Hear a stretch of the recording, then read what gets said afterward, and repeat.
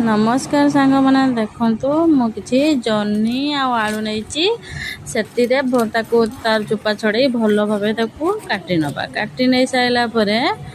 धोई आने धोई आनी सारापर प्रथम आम कढ़ई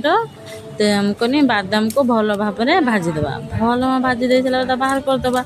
बाहर कर सारापर से कढ़ई कि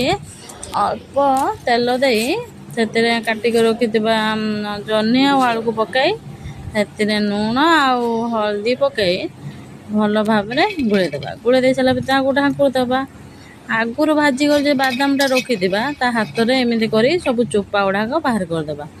बाहर कर सारापर ग्राइंडर ग्राइंडर जार देकी अल्प पानी दे भल भाव पेस्ट कर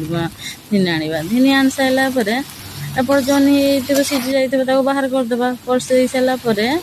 से कढ़ई आउ कि अल्प तेल दे से तेजपत्र सुखिला लंका आदा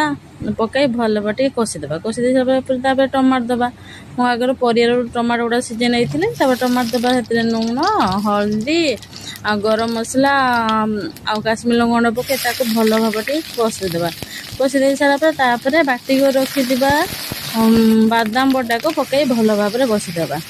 भल भाव आम मसला कषि दे सारापर तापर जन्नी आलू को रखी पकईदे पकई देखिए आउ टे भल भाव कषिदे कषि दे सारापर अल्प टे पानी देखिए फुटा छाड़ीदे तापर तो तारी मध्य आम रेडी हो जन्नी बादाम जा जन्नी तरकारी आपण घरे निश्चय ट्राए कर खातु आमती लगिला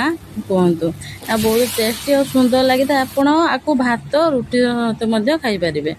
आपण छोट पिला भी बहुत भल लगे।